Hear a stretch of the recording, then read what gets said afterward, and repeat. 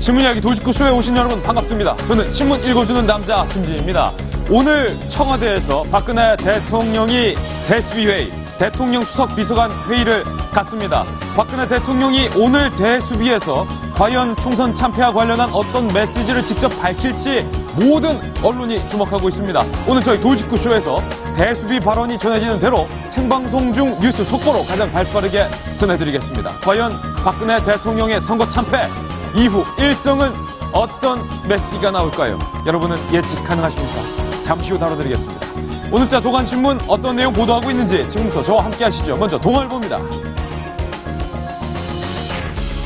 동아일보, 한국일보, 조선일보 등등 일본 강진 소식을 일면에 보도하고 있습니다. 먼저 동아일보입니다. 사진 한번 보시죠. 첫 지진 이틀 만에 더 센 지진이 강타를 했습니다. 규모 7.3의 강진이 일본 구마모토현 미나미야소의 주택과 덮쳐서 폐허로 변한 사진이 동아일보 일면에 보도되고 있고요. 일본뿐만이 아닙니다. 에콰도르에도 연쇄 강진이 발생을 해서 233명이 에콰도르에서만 숨진 것으로 현재 시간 통계가 되고 있습니다. 불의 고리, 환태평양 조사한대가 또다시 풀린 것 아니냐라는 관측도 나오고 있습니다. 다음 신문입니다. 이번에 한국일보인데요. 일면에서 역시 일본 강진 피해 소식 보도하고 있습니다. 한국일보 기자가 일본 규슈 지진 현장에 갔습니다. 사진 한번 보시죠. 종이장처럼, 마치 종이장처럼 구겨진 아소신사. 일본 규슈를 강타한 두 차례 강진으로 구마모토현 아소시의 아소신사가 거의 폐허가 됐습니다. 이 아소신사는 일본 3대 누문의 하나로 유명한 누문입니다. 그런데 되돌릴 수 없게 됐습니다.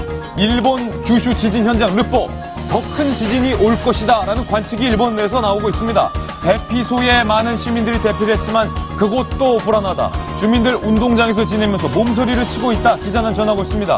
편의점 물품은 이미 바닥났고 전기, 수도 공급은 완전히 끊겼습니다. 구마모토현 중심지도 생지옥이다. 기자는 현장에서 생생히 이렇게 보도하고 있습니다. 지진 관련해서 한 소식만 더 보겠습니다. 조선일보 일면입니다. 이번 지진으로 인해 지각이 97cm나 움직였다고 하는데요. 470여 차례 작은 여진, 470여 차례의 여진이 일었는데 피해 현황 한 번 더 보시죠. 이게 도로인데요. 강진 때문에 도로니 2등분되고 종이장처럼 잘게 찢겨 있습니다. 얼마나 지진이 셌길래 내진 기술이 세계에서 가장 우수하다고 알려진 일본의 이 도로마저 이렇게 중앙이 2등분해서 찢겼을까요? 최소 42명이 현재 숨진 것으로 집계되고 있는데 사망자가 더 늘어날 수도 있다라는 게 일본 언론의 설명입니다. 다음 신문입니다. 이번엔 경향신문입니다. 주제를 좀 바꿔서 정치면 기사 소개해드리겠습니다. 책임론 문매, 누구의 책임론일까요? 원유철 비대위의 책임론 문매를 맡고 있다. 그런데 새누리당에서 리더십 존재감이 없어서 삼중고 혼란을 겪고 있다. 다음 신문입니다. 이번에 한겨레 신문인데요. 돌리면 나옵니다. 야당 상황 보겠습니다. 정청래, 호남 참배, 김종인 책임론.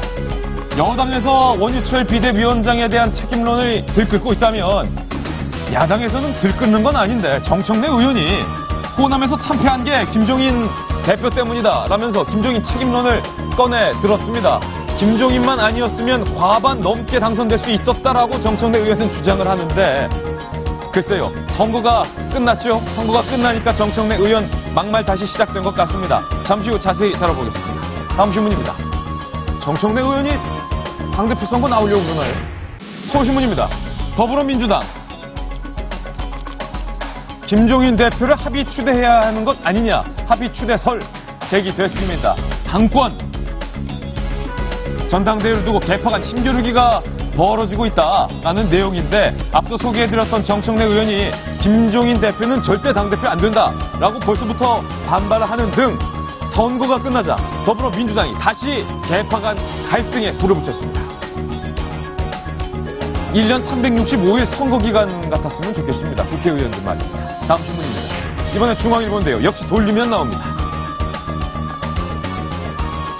제3당 국민의당 광주관 안철수 대표는 뭐라고 말했을까요? 여러 대통령 후보를 경쟁하는 판을 만들겠다 이렇게 밝혔습니다. 이제 선거가 끝나니 대선 얘기가 벌써부터 각장에서 나오고 있습니다. 안철수 대표 가장 작은 규모의 당이다라는 단점을 의식한 듯 여러 대통령 후보가 경쟁하는 판을 만들겠다 이렇게 발언을 했는데요. 그래도 내가 이 당의 대통령 후보다라는 본심은 있는 것 같습니다. 오늘 신문 이야기 도와주십시오. 선거 이후 벌써부터 개파 싸움에 불을 붙인 여당과 야당 소식 준비되어 있습니다. 그리고 현 시간 강진으로 인한 일본의 피해 상황도 준비되어 있습니다. 오늘도 도와주십시오 쇼는 여러분을 위한 쇼입니다.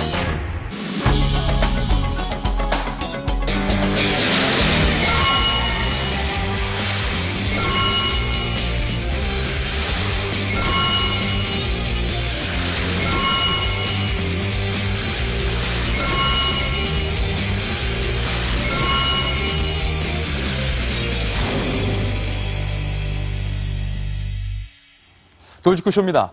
산이 갈라지고 도로가 종잇장처럼 찢기고 신사가 구겨지고 일본을 강타한 7.2 강진, 일본 규슈 규마모토 현에서 발생한 7.3 강진 이야기입니다. 현재 시간 사망자만 최소 42명으로 집계되고 있고요.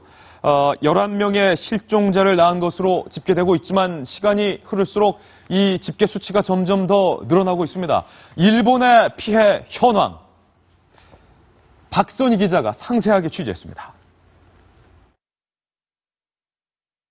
두 차례 지진으로 산사태가 발생해 일본 구마모토현의 명물인 아소대교가 흔적도 없이 사라졌습니다.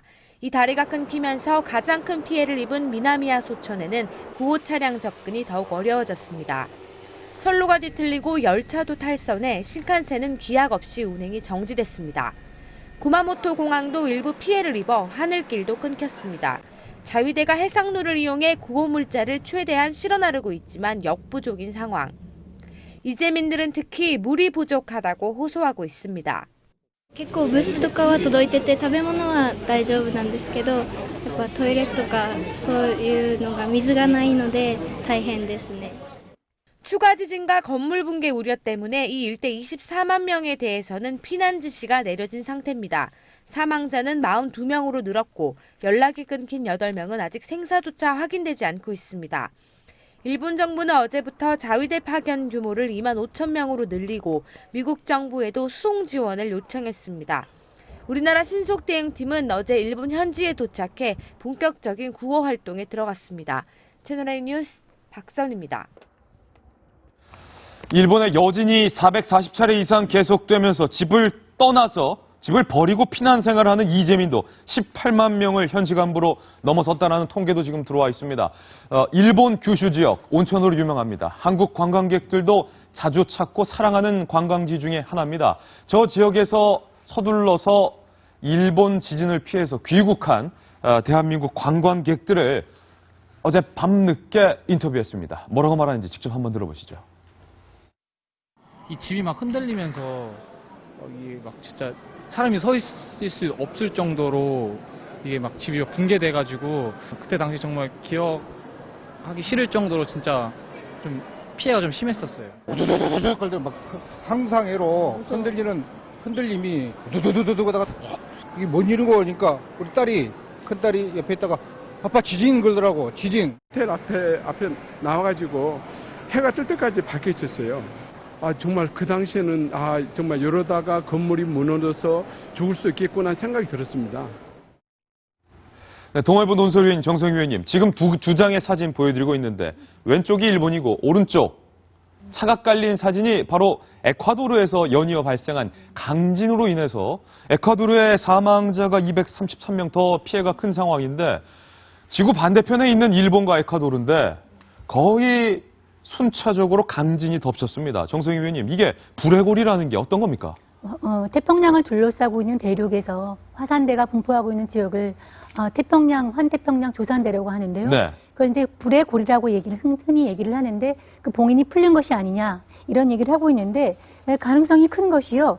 40시간 내에 일본, 대만, 에콰도르를 지나서 태평양에 있는 톤가까지 40시간 내에 그 지진이 발생을 했고요. 불의 고리 내에서만 올해 4.0 이상의 지진이 29건이 발생을 했는데 올해만 29건. 작년 1년에 통틀어서 발생한 것이 21건입니다. 예. 그러니까 빈도상 지금 3배 이상 높게 나타났죠. 그래서 지금 이 지역이 위험하지 않은가 이런 얘기를 하고 있는데 미국 지질조사국의 그 자료에 따르면 예. 보고서에 따르면 현재 그 환태평양 조산대 뿐만이 아니라 그 지진 발생 지역이 내륙으로 들어가고 있던 경향이 나타나고 있습니다. 그러니까 미국도 내륙 쪽으로 오클라호마까지 들어가고 있고 그 일본도 내륙이라 그러면 한반도 쪽이라서 한반도도 지금 안전지대가 아니지 않냐 이런 예. 얘기가 나오고 있고요. 하나 말씀드릴 게 일본 같은 경우는 처음에 지진이 발생했을 때 6.5 지진이었고요. 6.5. 두 번째 큰 지진이 7.3입니다. 근데 규모는 굉장히 컸거든요. 그런데 6.5와 7.5 사이에 지진이 16배 커졌다라고 얘기를 하는데 강도는 1이 안 되는데 왜 16배가 커졌냐?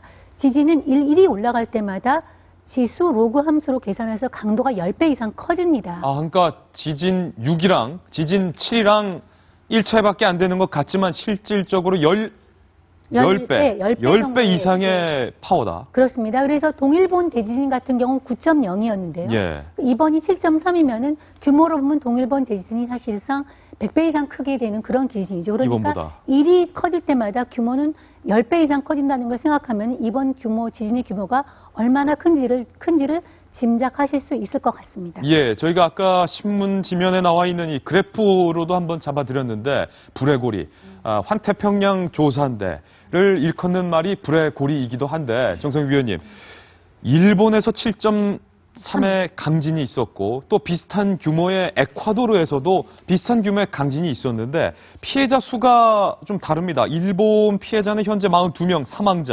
사망자만, 에콰도르에는 233명의 사망자가 발생을 했습니다. 그것이 그 사회의 수준 차이죠. 그 사회의 그 인프라가 그만큼 다른 것입니다. 물론 일본도 이번에는 피해가 컸습니다. 그 피해가 그 생각보다는 컸는데요. 예. 일본의 그 구마모토현에 우리 많은 관광객들이 가서 알겠지만 많이 아직도 목조주택이에요. 그리고 이번에는 여진이 첫 번째 지진이 끝난 다음에 대피소에 있던 많은 사람들이 이번에는 괜찮겠구나 하고 들어가서 네. 피해가 커졌지만은 일본의 내진 설계는 아무리 목조주택이라고 해도 세계 최고 수준이기 때문에 보통 같으면 이렇게 크지 않았는데 이번에는 사람들이 안심하고 들어갔다가 큰 게 있고요. 에콰도르 같은 경우는 79년 이후에 가장 큰 지진이라고 하는데 역시 인프라나 내진 대비가 그만치 못해서 이번에 큰 피해를 본 것으로 보이고요.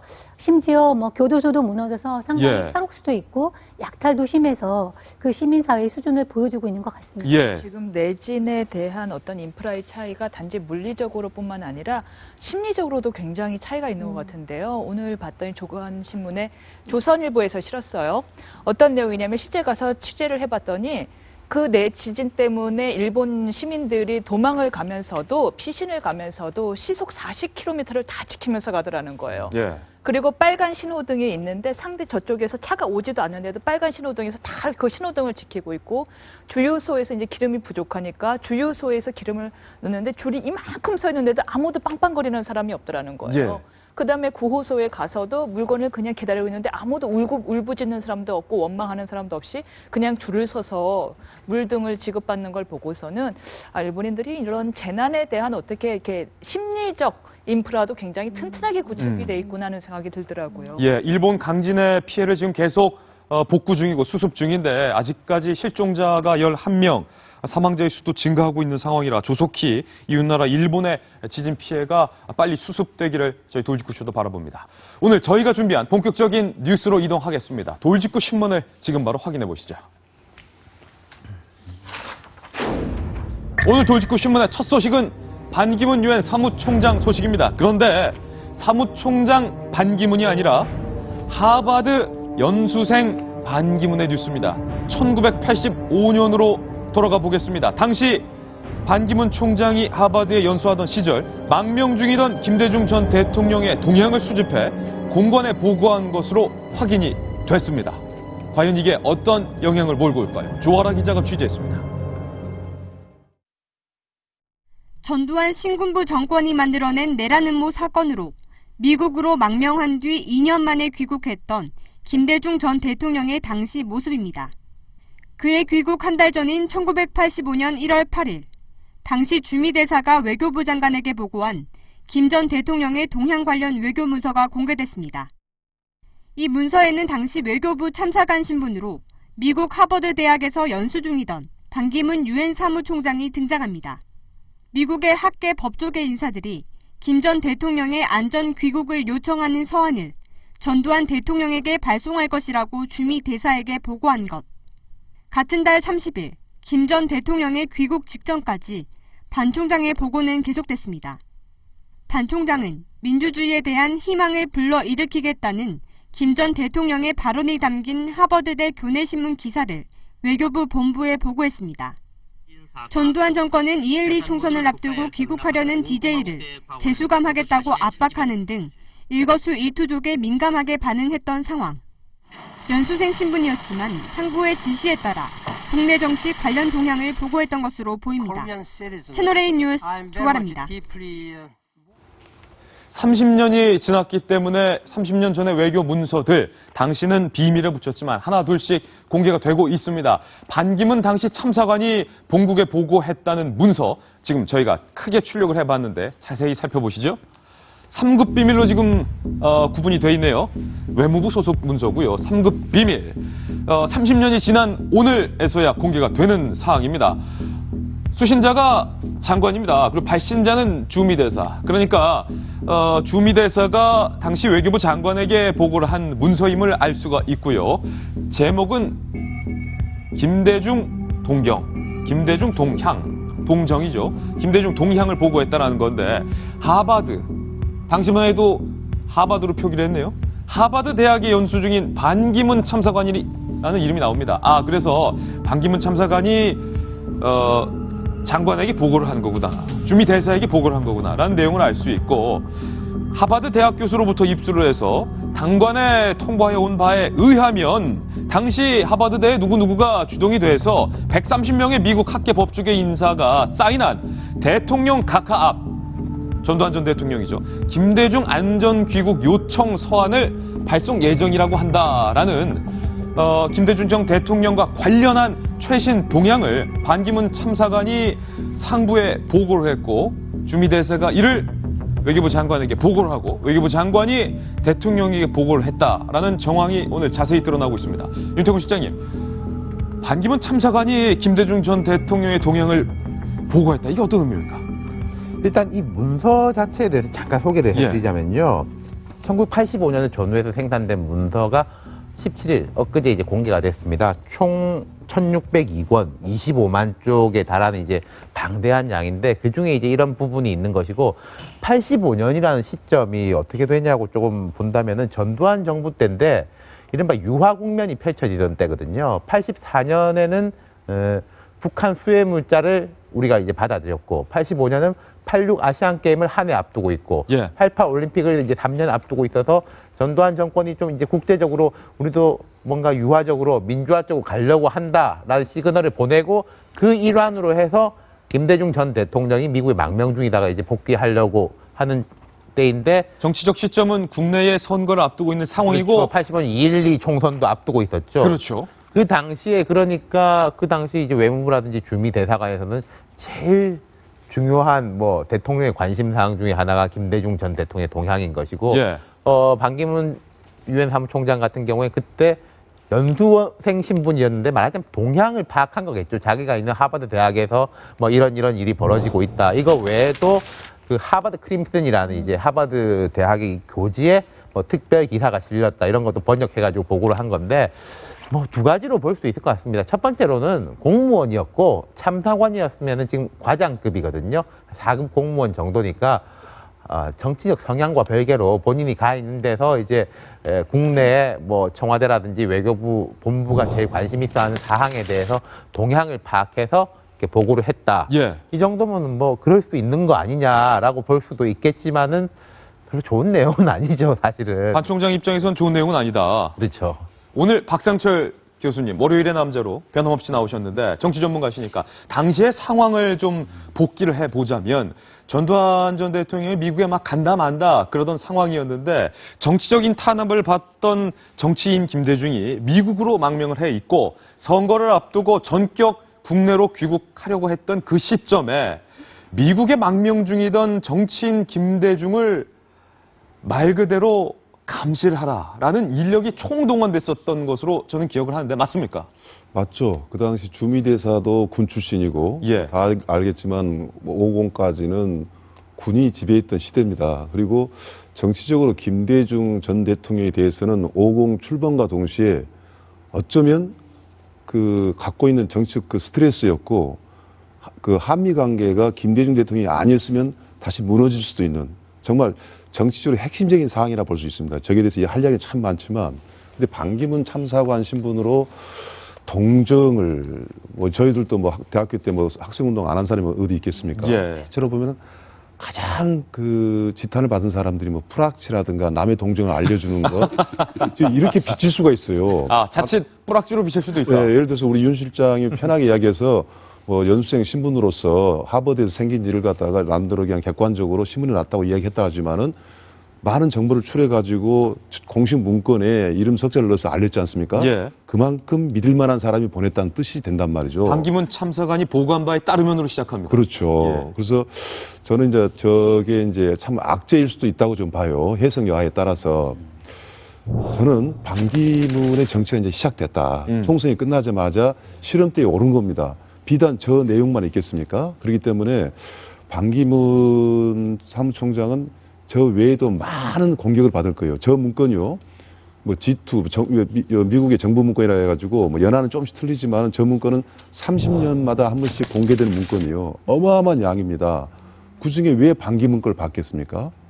누군가 막, 야, 대단한 발견이라고 했을 겁니다, 이게. 예. 설마 반기문 참사관 이름이 있으리라고 상상을 안 했을 거예요. 저희들도 못했어요. 그렇죠. 절묘하게 나온 것이죠. 예. 반기문의 정치에 대한 그 국내의 어떤 그 실험대가 이미 시작됐다. 즉, 대선 후보란 것이죠. 예. 여기서 이제 반기문 그 사무총장 같은 경우는 하나만 꼭 생각해야 될 것 같아요. 본인이 정말 대통령 후보로서 갈 수 있는 것인가 아닌가는 자기 정치 세력이 없으면 가지도 말아야 됩니다. 네. 아젠다 가지고 국민들의 바램 가지고 대통령이 된 사람이 민주국가에는 없어요. 예. 지금 안철수 그 국민의당 대표 같은 경우도 이제야 처음으로 자기 세력을 가진 겁니다. 그것이 제대로 된 자기 세력이 될지 안 될지는 차후의 문제일지라도 반기문 사무총장 같은 경우는 우리가 여론조사했을 때 대통령 당선자 1위로서 자꾸 지지를 받고 있지만은 예. 대통령 정치로서는 한 걸음도 좀 못난 상태에서 어마어마한 공격이 오고 있다는 것. 그것을 스스로 감지를 해야 되고 역시 대한민국 대통령은요. 아무나 대통령을 시키지 않는다라는 것이 벌써 시작이 됐다. 반기문 총장 입장에서는 하나의 작은 정치적 실험대가 온 것이다라고 말씀을 해주신 건데. 뭐 작은 정도가 아니죠. 아주 본격적으로 시작됐고. 본격적으로 시작이 됐다라는 건데. 25만 쪽 중에 예. 모든 언론에 이거 먼저 나왔지 않습니까? 공통적으로. 제가 생각할 때 아마 더 있을 거예요. 그러니까 꼭 하버드 대학에 있을 때뿐만 아니라 반기문 사무총장이 젊어서부터 출세 가도로 달려가지고 노신영 외무부 장관, 국무총리 이제 보좌관도 지내고 했기 때문에 반기문이라는 이름이 나온 게 민주화된 이후에 이름 나오는 건 별로 상관이 없겠지만은 그 군부 독재 시절에 어떤 활동을 했는지가 아마 속속 나오지 않을까 싶습니다. 김종인 대표에게 늘 꼬리표처럼 따라다니는 게 전두환 국보위 참여 전력인 것처럼 반기문 총장이 전두환 정권 때 그것도 김대중 전 대통령의 동향을 파악해서 보고했다라는 게 또 하나의 골프가 될 수도 있다라는 지적인데 김병민 전 의원께 묻겠습니다. 이게 쉽게 말해서 할 일 한 겁니까? 아니면 뿌락지입니까? 진짜 아까 우리 교수님 말씀하신 것처럼 드디어 반기문의 시대가 오는가 싶을 정도로 세간의 반기문에 대한 관심들이 이렇게 크구나라는 생각이 들고요. 예. 저는 여기서 좀 주목해 볼 수 있겠다는 얘기가 하버드 대학이라는 거고요. 하버드 대학에서 연수 중이었던 반기문 참사관이었기 때문에 이 문서가 회자가 됐다고 생각이 됩니다. 왜냐하면 제 은사님 중에 한 분이 저 당시 하버드대에서 유학을 하셨던 분이 있어요. 아, 그렇습니까? 술만 드시면은 아마 이 방송 보고 계실지도 모르겠는데 늘 하시는 말씀이 우리 아파트에 김대중 전 대통령이 같이 있었다.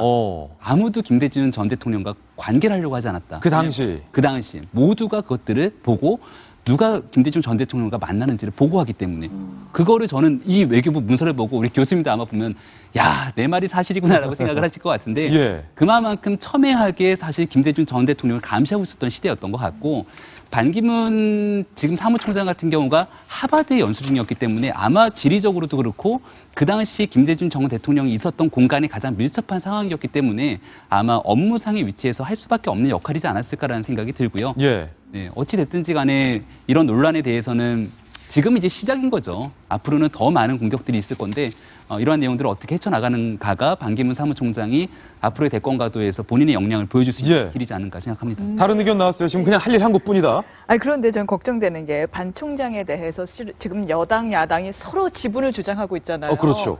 그런데 이런 DJ의 동정을 보고한 문서가 발견됐으면 이제 야당은 못 가시는 거 아니에요? 반 총장의 야당행을 막는 무언가. 아니 이제 야당은 못 가려 외교부가 이렇게 어디를 가 이러고 있는 거 아닌가? 예. 이렇게 되면 야당에서 어디 뭐 반기겠습니까? 우리의 DJ의 동정을 보고한 반기문 총장? 국보위 전력 갖고 김종인 대표 아직까지 바짓가랑이 잡는데 반 총장 건은 야당으로는 악재다. 예, 그리고 좀 악재인 것 같아요. 야당에 가기에는. 저는 김종인 대표의 국보위 경력을 지금까지 문제 삼았지 않았던 것과 똑같이 반기문 총장이 참사관 시절에 영혼 없는 공무원으로서 네, DJ의 어떤 동향을 보고한 것이 무슨 문제가 되느냐 저는 이렇게 생각을 합니다. 왜냐하면 결과를 보면 알 수 있는데 사실 그때 주미대사관이 반기문 참사관의 보고를 토대로 해서 이렇게 하버드 대학을 중심으로 예를 들어서 세물 헌팅턴 같은 문명의 충돌 쓴 이런 미국의 식자층이 이 미국의 한국의 김대중 탄압에 대해서 반대한다는 그 내용을 올린 것이거든요.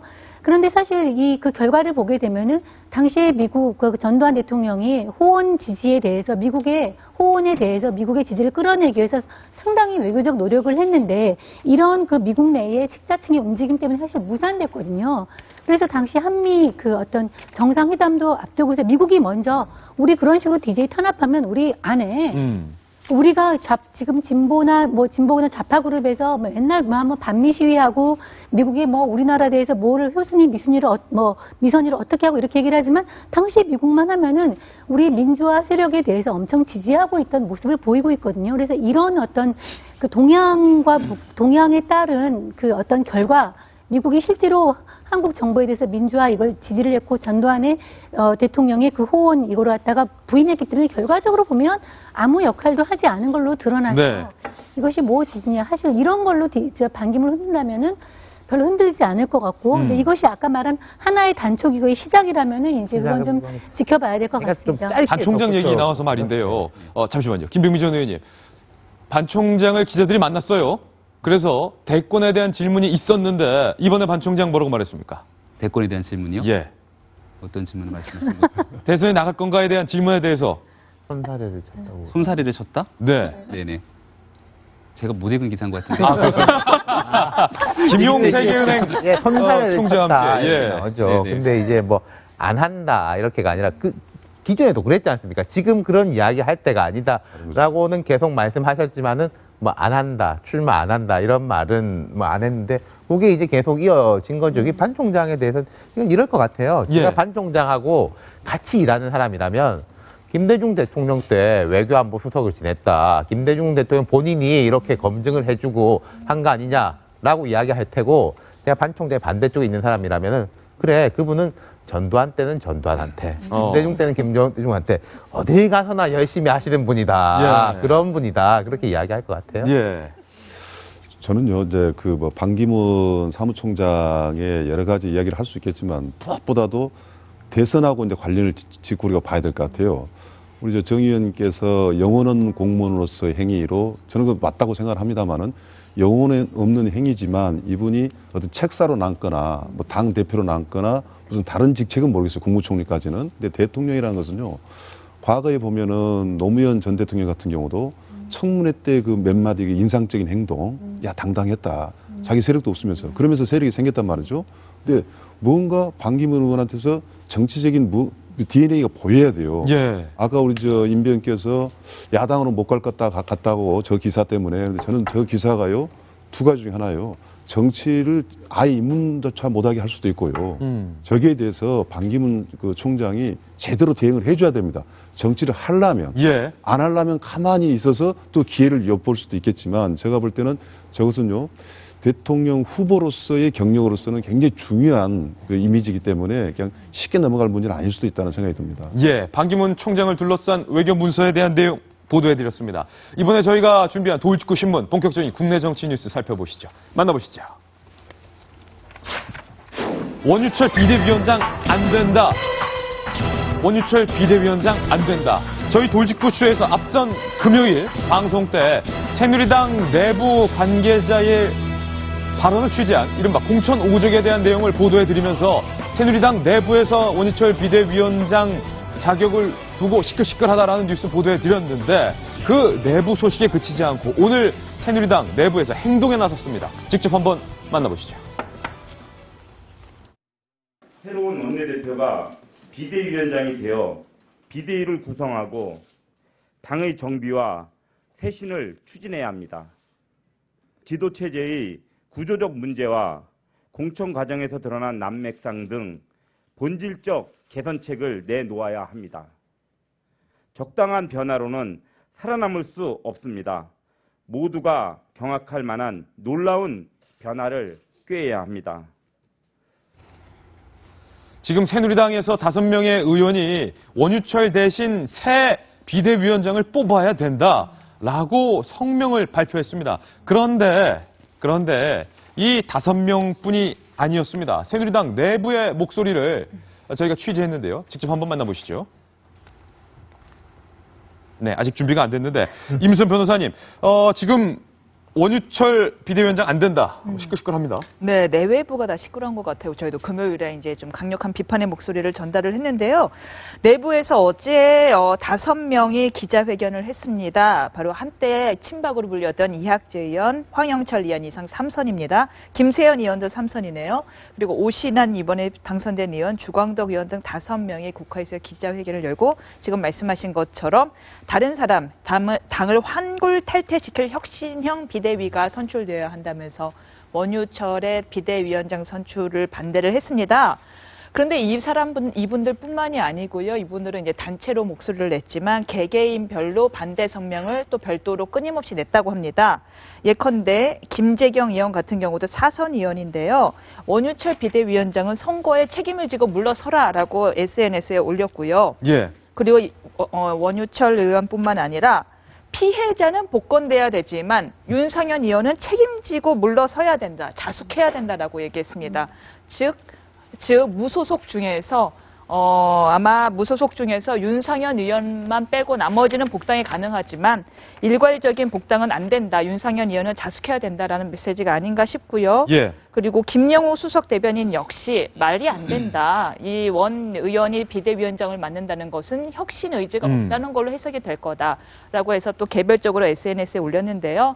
반면 그럼 원 비대위원장은 어떤 입장이냐? 지도부를 공백 상태로 둘 수는 없다. 책임을 맡았으니 최선을 다하겠다라고 하면서 임무를 완수할 뜻을 밝혔다고 합니다. 새누리당, 익명을 요구한 새누리당의 핵심 관계자는 이 5명의 원유철 비대위원장 안 된다라는 성명에 대해서 이렇게 말했습니다. 준비됐나요? 새누리당 핵심 관계자입니다. 비박계가 중심이 된 이번 성명에 친박인 이학재, 주광덕이 항동을 같이 했다는 건 주목할 만한 점이다.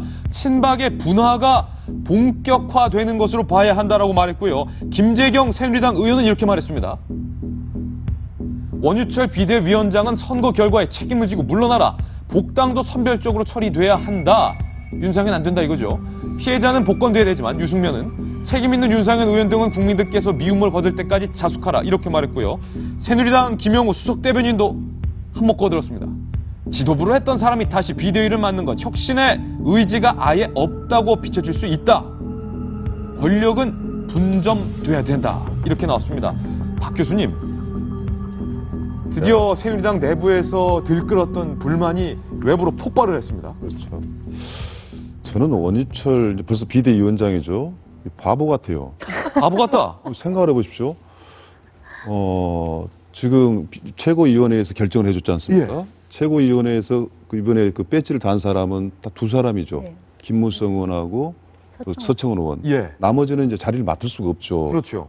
그래서 이제 이걸 비대위원장을 누구한테 넘기고 가야 돼요. 누군가 문매를 맞을 사람이 필요하거든요. 그래서 원희철 너가 비대위원장을 해봐라. 서청원 뭐 김무성은 사퇴한다 다 빠져버린 거예요. 이럴 때는 빠져야 되거든요. 이럴 때 빠져야 된다. 근데 본인의 표적이 돼버린 거예요. 예. 수습을 한다고.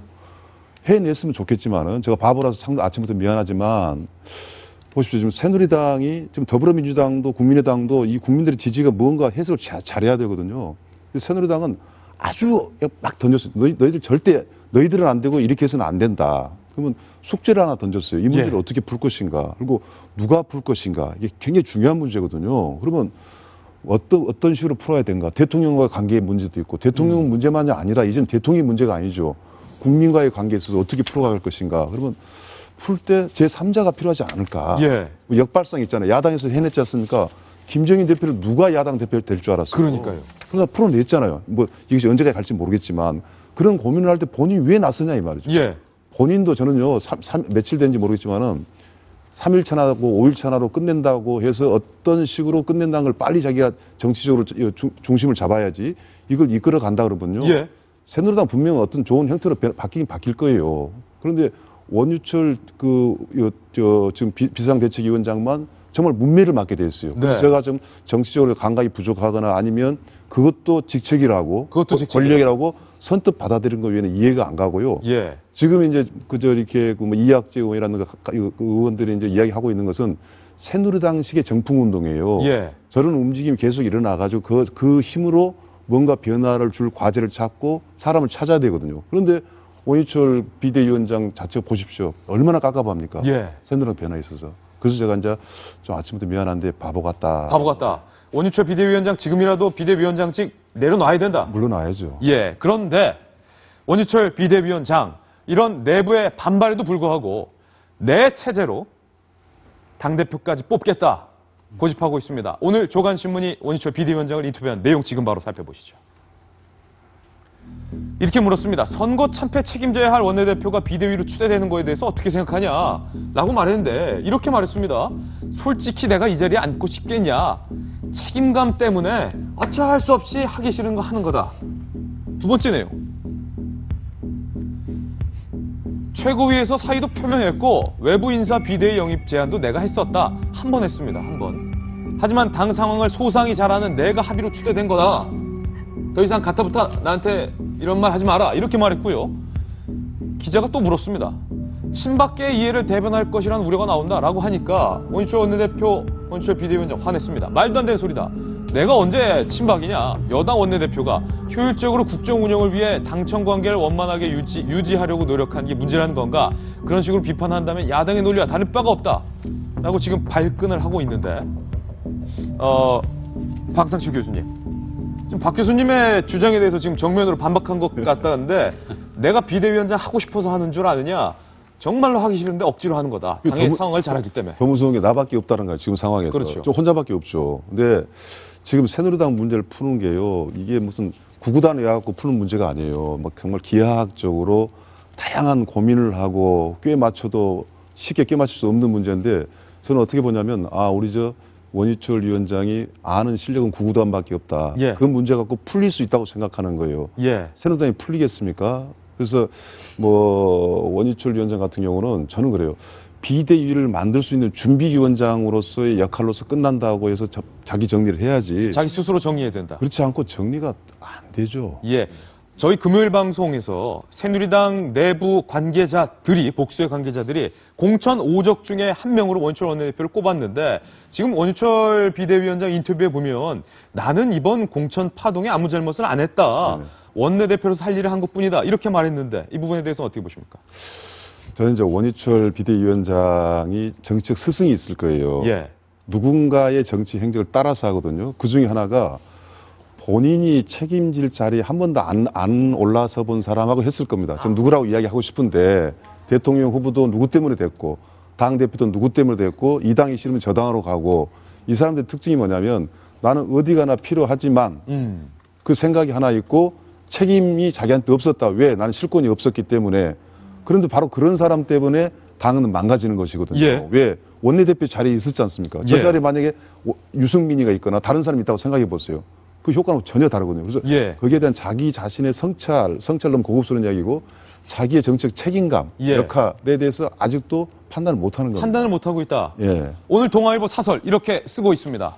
원유철 비대위원장은 끝까지 전당대회까지 내 체제로 치르겠다 이렇게 말을 하고 있는데 동아일보 사설 제목입니다. 우리가 오늘 사설에서 화끈하게 어저께 말한 이학재 의원들의 그걸 지진을 했는데요. 제목을 보면 신박 원유철 아닌 새 원내대표가 여 비대위원장 맡아야. 이 신박이라는 말은요, 우리가 붙인 말이 아닙니다. 오늘 그 원유철 비대위원장을 인터뷰한 신문이 조선일보인데요. 조선일보에서 얘기를 했죠. 내가 책임감 때문에 맡는다. 바로 그 조선일보과의 작년 인터뷰에서 나를 신박으로 불러달라고 얘기를 했거든요. 팩트 체크 한번 해보겠습니다. 나를 이제부터 신박으로 불러다오라고 말한 사람이 원유철 비대위원장 본인 스스로. 맞습니까? 예, 그렇습니다. 그러니까 그 전에 신박이라는 타이틀이나 딱지가 없다면 사실 비대위원장 맡아도 되겠지만 본인 스스로 신박으로 불러달라고 얘기를 하면서 그런 행로를 보여왔습니다. 우리가 이번에 총선 결과 보듯이 71명이 지금 신박계죠. 그러니까 수는 줄었지만 순도는 더 높아졌거든요. 순도는 더 늘었다. 예, 이거에 대해서 사람들이 우려가 많습니다. 그러니까 총선 민심을 돌아본다면 새 원내대표의 선출과 이 어떤 앞으로의 장을 새누리당을 쇄신의 장으로 만드는 것이 비대위원장의 임무이거든요. 그런데 본인이 거론 이력상 그걸 하기에 부적합하다는 걸 모든 국민들이 아는데 본인은 좀 모르는 것 같아서 그런 거에 대한 아쉬움을 우리 동아일보 사설에 표현을 했고요. 다만 또 한 가지 어저께 있던 5명의 의원들에 대해서도 이제 경고의 발언을 하고 있는데 이것이 이제 권력 투쟁의 서막으로서 새로운 계파 갈등이 초석으로 나타나서 어떤 권력이 봉합되고 어떤 갈등이 봉합되고 쇄신으로 나타나는 것이 아니라 또 다른 어떤 계파 갈등이 시작이 된다면 그것도 새누리당에는 안 좋은 어떤 그런 길이 될 것 같습니다. 원유철 비대위원장이 새롭게 뽑히는 원내대표는 그냥 비대위원 중 원오브 됩니다. 비대위원 한 명으로 참여하면 된다. 이렇게 말했습니다. 원유철 원내대표 참 좀 이해할 수 없는 행동들을 보이고 있는 것 같고요. 어제 일단 저는 나와서 발표했던 저 5명의 행보에 좀 주목할 필요가 있다고 생각합니다.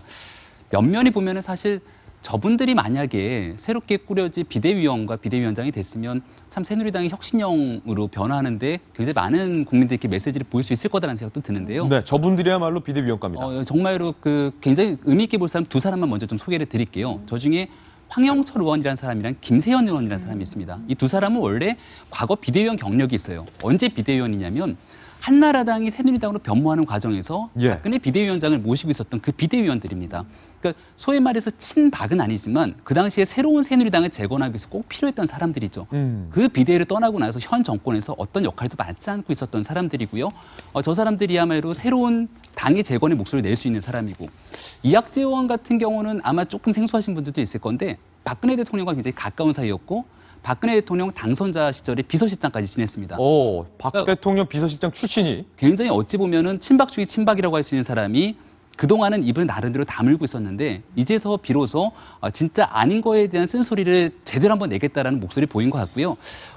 이학재 실장 같은 경우는 사실 박근혜 정권이랑 약간의 좀 거리가 있었던 건 지난 지방선거로 볼 수 있는데 그 당시에 인천시장에 출마를 했었거든요.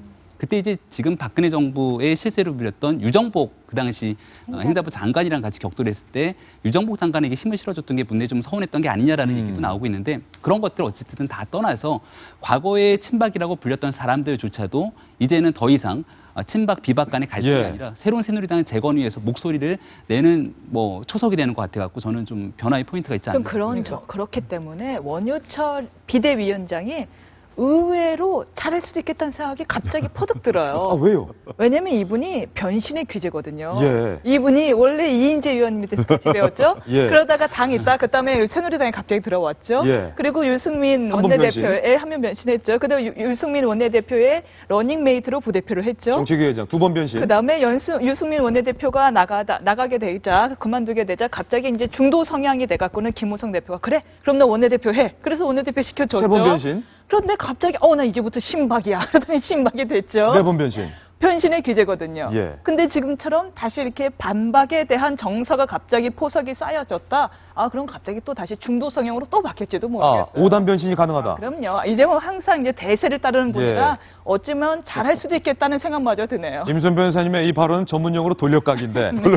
윤태구 시장 이렇게 묻겠습니다. 본질적인 질문 드리겠습니다. 원유철 원내대표가 비대위원장직을 놓지 못하는 이유는 그것도 권력이라고 박장솔 교수님 말 가문의 영광이라고 생각하세요입니까? 아니면 정말로 나는 공천 과정에서 아무 잘못이 없다라고 생각하기 때문입니까?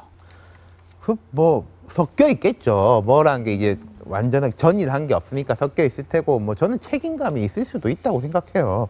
근데 결국은 이거는 원유철 원내대표 비대위원장한테 달린 게 아니라 첫 번째로 이제 박근혜 대통령한테 달린 건데, 제가 박 대통령이 그간 한 10여 년간 새누리당 보수 진영의 구원투수였었지 않습니까? 근데 성공할 때를 보면은 공통점이 있어요.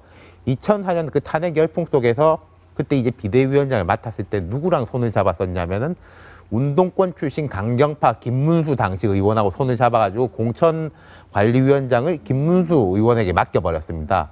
그러니까 이제 두 사람이 이제 비주류와 주류가 이제 손을 잡은 거죠.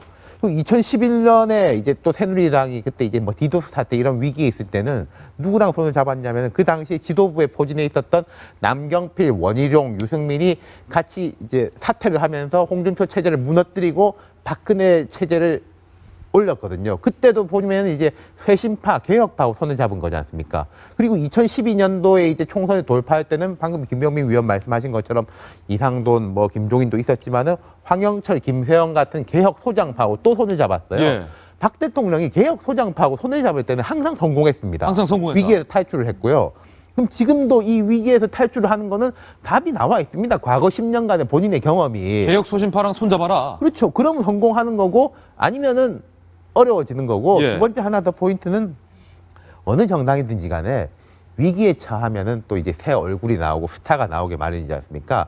아까 5명은 저도 좀 주목해 보는 분들인데 사실 이분들은 한 차차차기 군으로 꼽히는 분이에요. 그러니까 한 2027년 대선 그 되게 먼 것 같지만 11년 있으면 2027년입니다. 그런데 이제 차차차기군들이 조금 올라오고 차차기군으로 뽑히는 남경필, 원희룡 이런 분들이 올라오고 새누리당 입장에서 한국 보수 진영에서 조금 긍정적으로 본다면은 이런 세대 교체가 좀 앞당길 수 있는 계기가 될 거다. 이걸 받아들이면은 수능을 하면은 다시 좀 이제 추스릴 수 있는 기회가 될 것이고 아니면 이걸 또 억지로 막으려고 하면은 계속 어려워지겠죠. 인물은 많다 이 얘기입니다. 네. 과연 원유철 비대위원장이 계속 비대위원장직을 고수할지 지켜볼 일입니다. 이번에는 조금 무시무시한 얘기를 드려야 될 것 같습니다. 새누리당에서 어부바의 저주 이런 얘기가 나오고 있습니다. 어떤 저주인지 영상으로 확인해 보시죠. 제가 업을 주었던 사람은 전부 다 당선이 됐습니다.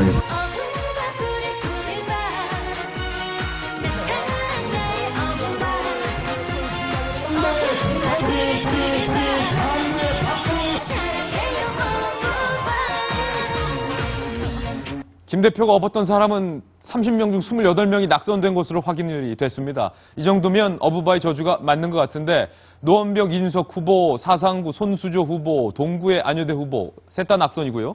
그 밑에 부천의 차명진 후보, 김포갑의 김동식 후보, 수원을의 김상미 후보 낙선했고요. 연제구 김희정 전 장관, 강남을의 김종훈 전 의원, 마포을의 김성동 후보 셋 다 낙선했고요. 서대문갑의 이성원 후보, 영등포갑의 박성규 후보, 수원병의 김용남 후보도 역시 쓴잔을 마셔야 했습니다. 그런데 김무성 대표가 업은 사람이 아니라 김 대표를 업은 민경욱 전 대변인은 당선이 됐어요. 어부바가 아니라 업어야 당선이 된다라는 얘기까지 나오고 있어요. 업혀야 된다. 그렇죠. 엎어야 산다.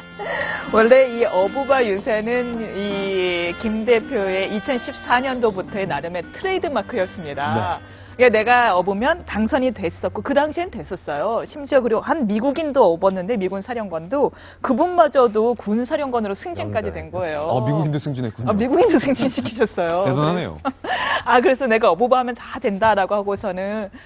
제가 다 허리가 아프던데 그 아픈 허리를 보드 담으면서 이렇게 사람들을 다 업지 않으셨습니까? 근데 나름의 기준은 있었대요. 이게 어부바 기준이 뭐냐라고 묻자 조금만 띄우면 당선될 것 같은 후보 중 너무 무거운 사람만 빼고 그래도 열심히 최선을 다해서 업었는데 문제는 그 30명 가까이를 업었는데 거의 다 낙선이 된 거예요. 예.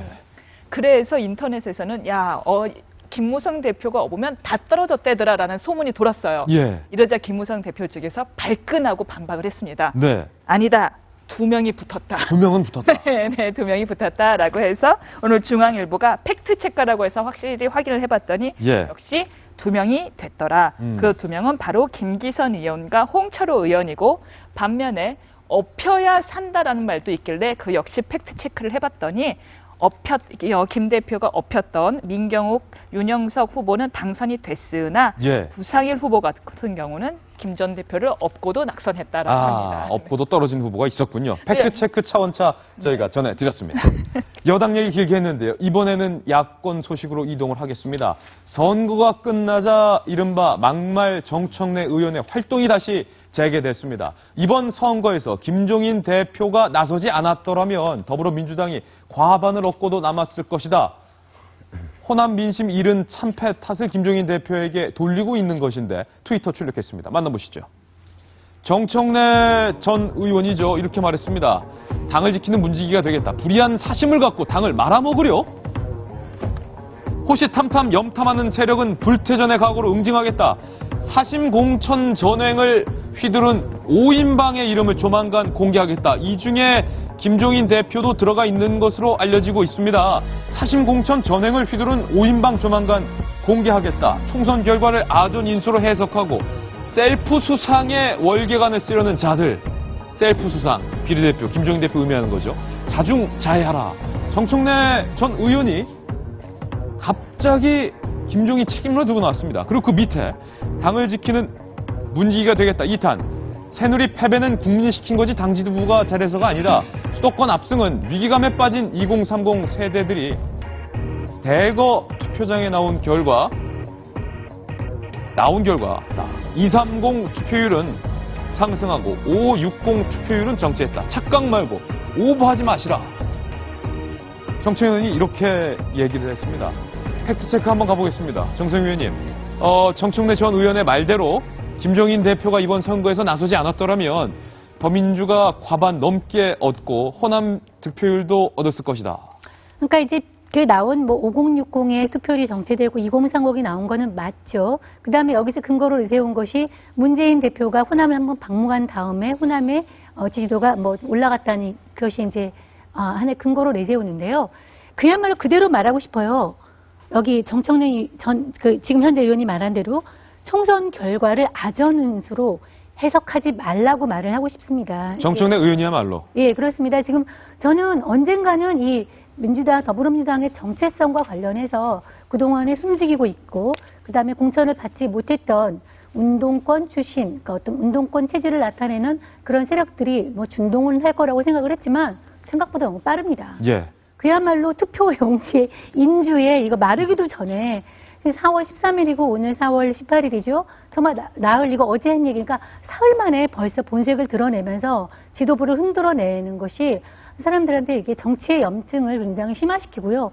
또 보고 있는 이런 방식 SNS를 통해서 또 이렇게 자극적인 표현을 통해 가지고 또 이렇게 선동하는 이런 모습도 그대로거든요.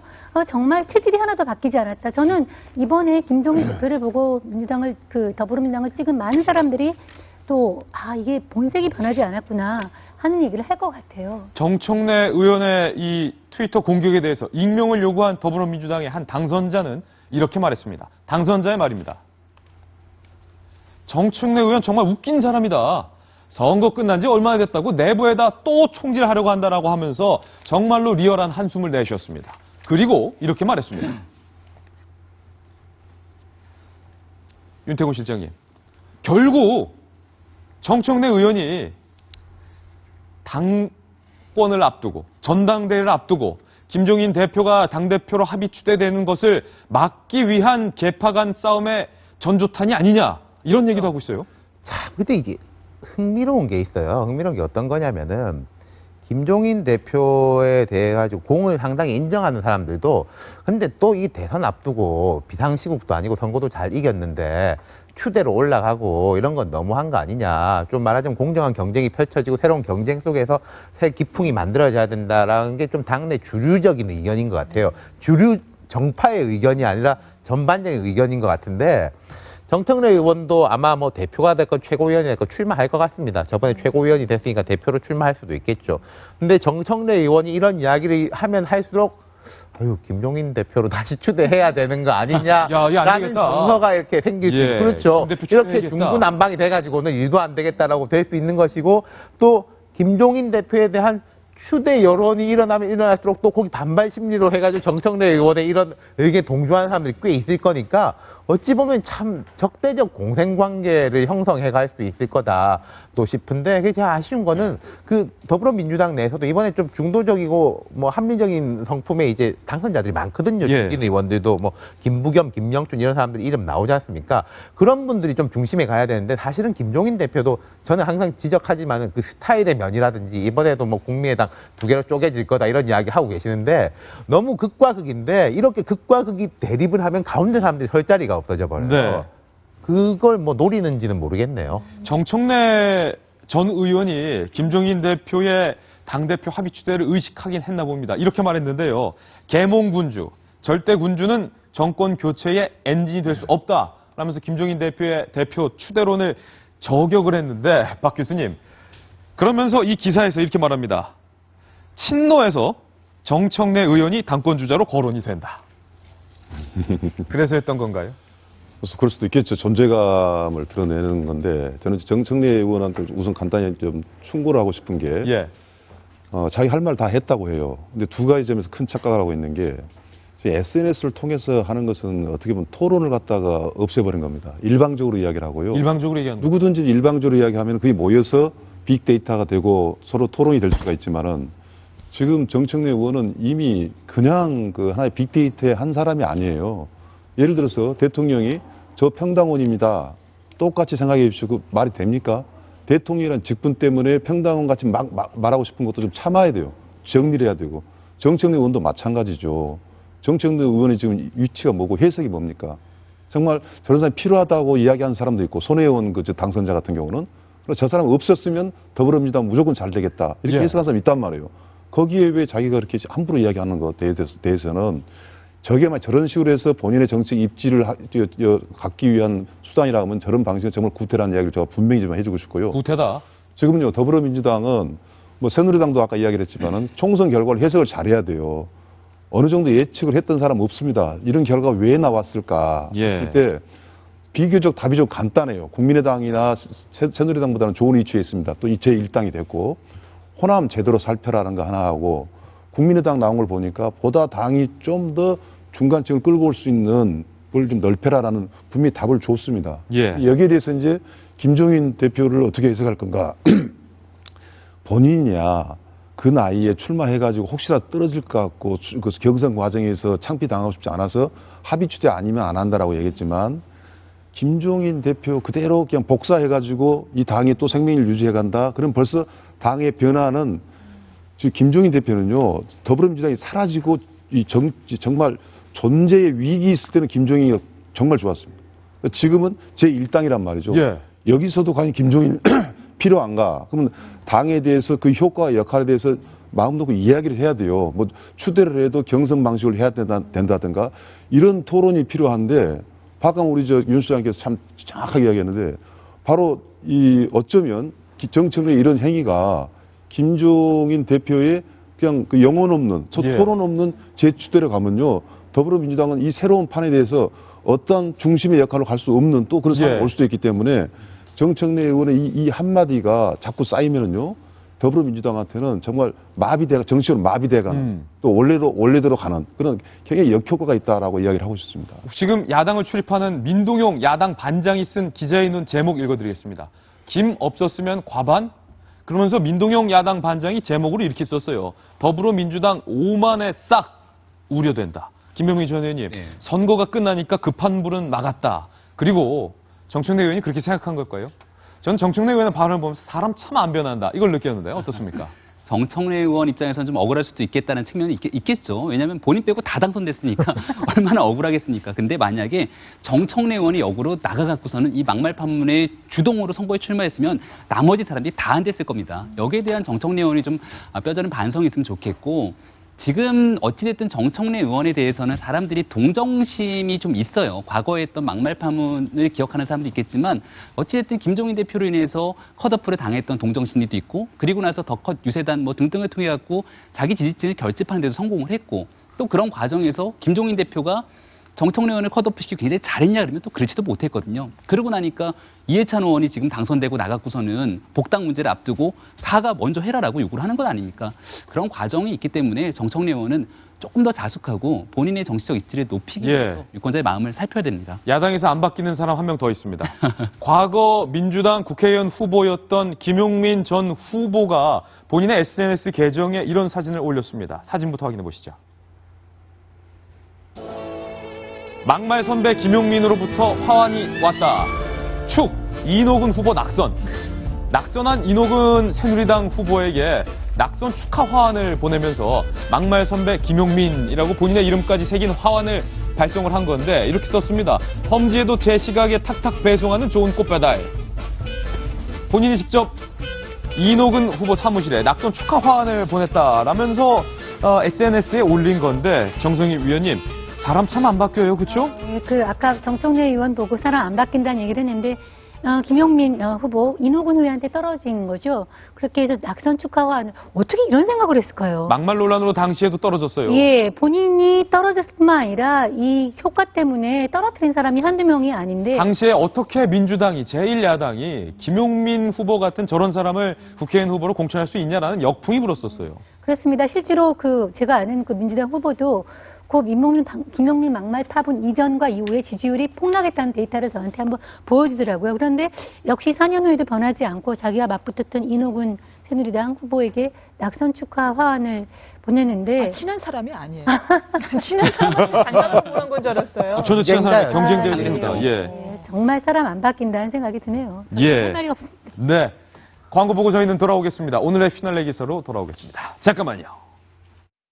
봄입니다. 여러분은 봄하면 어떤 산이 떠오르십니까? 혹은 어떤 산을 좋아하십니까? 저는 오늘 이 산에 주목했습니다.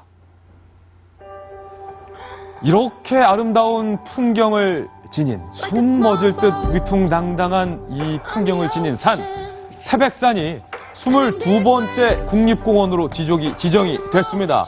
민족의 영사이라는 표현도 있는데, 태백산의 22번째 국립공원 지정을 축하하는 의미에서 오늘 태백산의 멋있는 위풍당당한 절경 베스트 3컷을 준비해봤습니다. 어떠십니까? 정말 멋지네요. 정말 아름답고 장관이지 않습니까? 이런 시가 있습니다. 정호승 시인의 태백산행이라는 시에서는 살아 천년, 죽어 천년 한다는 태백산 주목이 평생을 그 모양으로 허옇게 눈을 뒤집어 쓰고 서서 라는 말이 나옵니다. 시간 되시는 분들은 이 봄의 만취, 봄을 만끽하는 의미에서 태백산 한번 올라보시는 것도 좋을 것 같습니다. 월요일 아침 저희가 준비한 돌직구 뉴스 다 전해드렸습니다. 저희는 내일 아침 9시에 더욱더 풍성한 뉴스 갖고 인사드리겠습니다. 오늘 하루는 분명 어제보다 더 나을 겁니다. 좋은 하루 되십시오. 고맙습니다.